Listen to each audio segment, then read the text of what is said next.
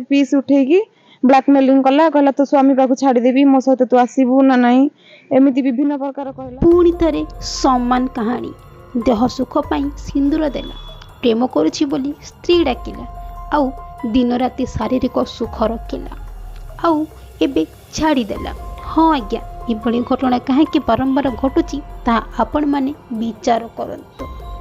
ये फोटो को आपण देखि पारुथिबे सिंदूर दे बाहेला परे गोटिए घर भितर हस खुशी रहुतिले शारीरिक संपर्क सहित भविष्य सब छवि आंकुतिले। एबे दुख एतिक सरुनी आज्ञा ए महिला जनक हेउचंती विवाहिता माने आगरु बाहा होइथिले हेले युवकर प्रेम रे पड़ी निज स्वामी को छाड़ी यांक पाखक आसीथिले।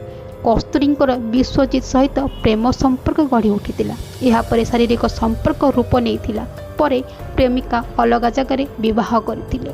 गोटिए 4 वर्षर झियो भी रहिछि तेबे एतिकरे कथा सही नथिला।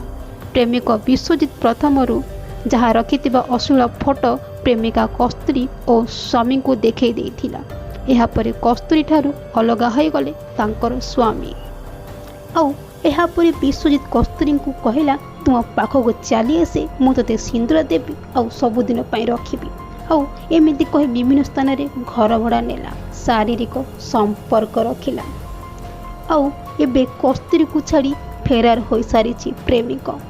एने कौन कहउचंती संपुक्त स्त्री जनक आपण माने सुनि नियंतु। मु रहबी एठी मते रखिबे मु जाइकी कबाट ये कली चाबी पकई देथिले खोलिबा को कहली तो कहले तू किए आसीजु आमे तते चिन्हिनु एमि सब तांको बापा विश्वजित जगन्नाथ सांगो बापा माँ 2 जण जागो। हाँ मु रहबी मो हक न पाइला पर्यंत मु रहबी। कौन से युवक ए स्त्री जनक सहित विश्वासघातकता करिछि निहाती भाबरे कमेंट सेक्शन रे जणाइबी। धन्यवाद।